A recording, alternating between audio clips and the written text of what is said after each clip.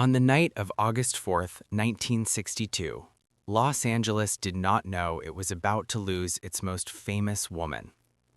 In a quiet neighborhood called Brentwood, inside a modest white house surrounded by trees, a bedroom light stayed on long after midnight. The city outside slept. Cars passed.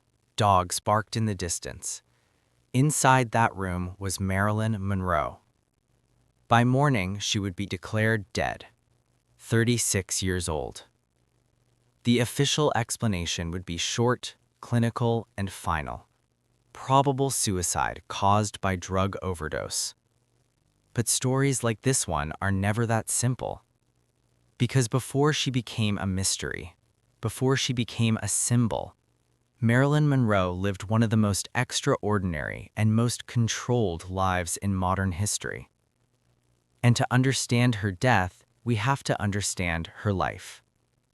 Chapter 1. Norma Jean, the girl nobody kept. Marilyn Monroe was not born Marilyn Monroe. She was born Norma Jean Mortensen in Los Angeles, California. Her father was never truly known. Her mother, Gladys Baker, struggled with severe mental illness and was later institutionalized.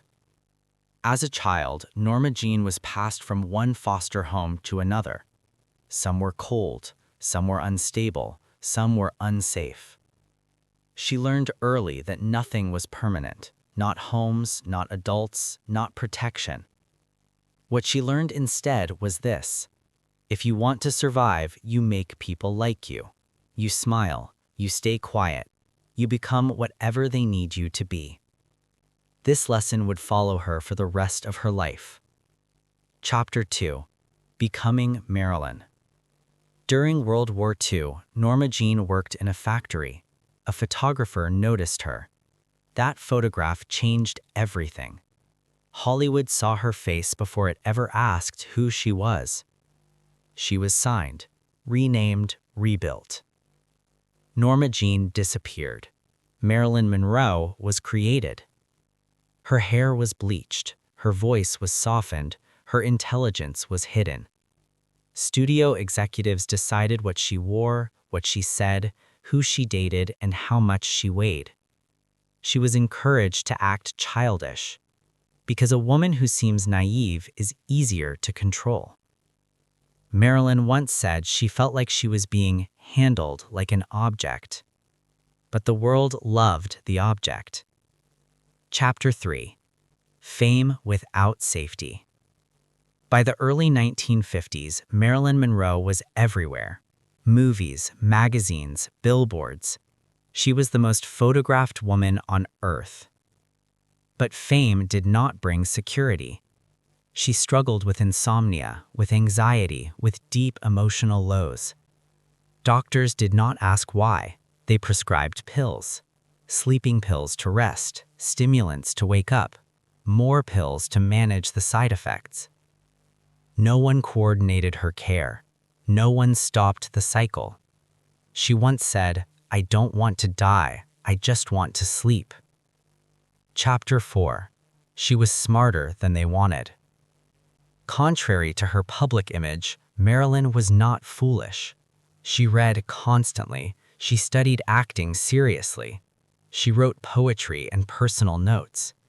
She wanted respect. In a bold move, she formed her own production company, a rare act of defiance for a woman in 1950s Hollywood.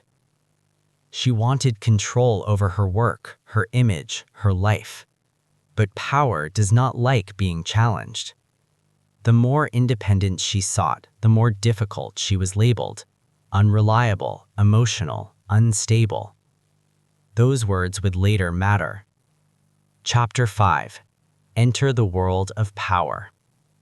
By the early 1960s, Marilyn's life changed again. She began moving in elite circles, private homes, political gatherings, places without cameras. It was there that she met President John F. Kennedy. Their relationship was never officially confirmed. It didn't need to be. Insiders knew, journalists whispered, security worried. Marilyn believed it was love, or at least something close to it.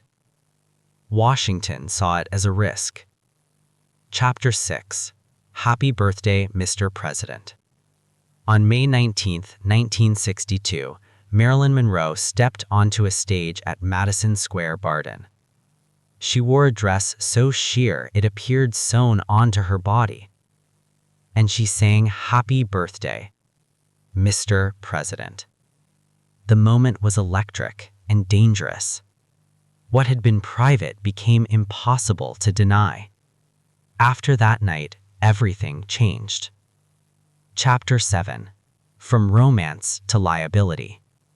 The relationship ended abruptly. Calls were unanswered, doors closed. But Marilyn did not disappear. Instead, Robert Kennedy, the president's brother and attorney general, entered the picture. Some say he tried to calm her. Others say he tried to control the situation. Marilyn reportedly felt betrayed, used, and afraid. Friends later said she spoke about telling her story. In Cold War America, that was unthinkable. Chapter 8. The Final Weeks. In the weeks before her death, Marilyn bought a new home. She planned a comeback. She talked about starting over. But she was also unraveling. She called friends late at night. She cried. She fell silent. She was alone. Chapter 9. The night everything stopped. August 4th, 1962. Marilyn was at home. After midnight, the light stayed on. At 3:30 a.m., her housekeeper noticed the door was locked. She did not call the police. She called Marilyn's psychiatrist. A window was broken. Marilyn was found on her bed. No note, no water glass, the phone unplugged. She was gone. Chapter 10. A death that didn't add up. The autopsy found lethal drugs in her system, but her stomach contained almost no pill residue. Records went missing. Testimonies changed. The coroner later admitted there were pressures: political pressure, public pressure, pressure to move on. Epilogue. What remains? Marilyn Monroe died officially from probable suicide, but probability is not certainty. She lived a life shaped by power, fame, control, and silence. She was adored by millions and protected by no one. And perhaps that is the truest explanation of all.